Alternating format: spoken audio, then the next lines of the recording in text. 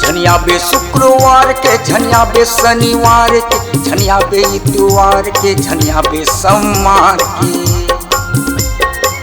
झनिया बे शुक्रवार के, झनिया बे शनिवार के, झनिया बे इतवार के, झनिया बे सोमवार के। आबे तय आबे रानी वो हमर भाड़ा मोर बाजार मंगलवार के। आबे तय आबे रानी मोर हमर भाड़ा मोर बाजार मंगलवार के। नहीं आवा शुक्रवार के, नहीं आवा शनिवार के, नहीं आवा इतवार के, नहीं आवा सोमवार के। नहीं आवा शुक्रवार के, नहीं आवा शनिवार के, नहीं आवा इतवार के, नहीं आवा सोमवार के। आहू मैं आहू राजा रे तुम्हार गाड़ा मोर बाजार मंगलवार के। आहू मैं आहू राजा रे तुम्हार गाड़ा मोर बाजार मंगलवार के।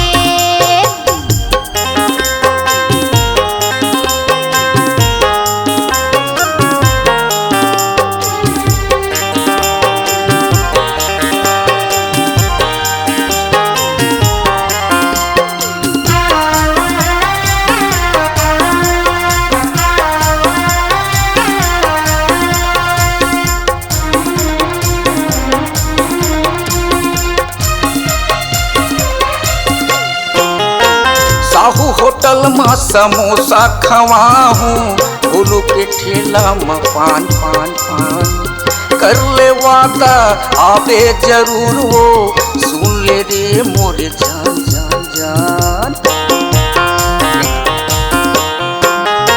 साहू होटल में समोसा खवाहूँ, भोलू के ठेला में पान पान पान। कर ले वादा आवे जरूर वो, सुन ले रे मोरे जान जान।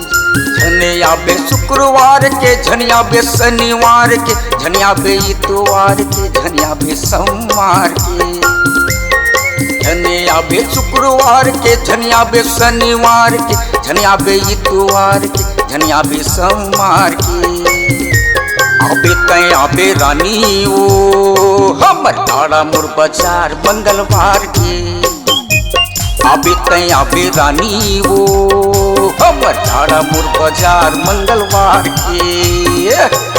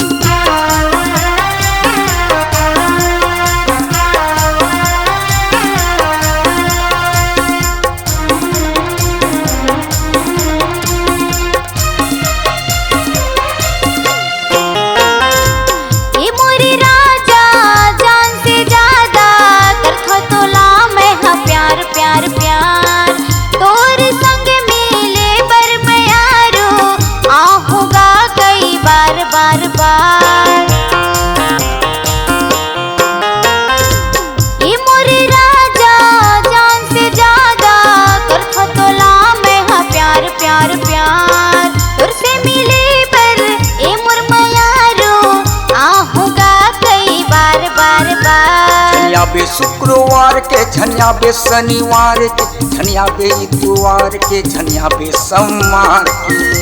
झनिया बे शुक्रवार के, झनिया बे शनिवार के, झनिया बे इतवार के, झनिया बे सोमवार के। आबे तय आबे रानी वो हमर भाड़ा मोर बाजार मंगलवार के। आबे तय आबे रानी मोर हमर भाड़ा मोर बाजार मंगलवार के। नहीं आवा शुक्रवार के, नहीं आवा शनिवार के, नहीं आवा इतवार के, नहीं आवा सोमवार के। नहीं आवा शुक्रवार के, नहीं आवा शनिवार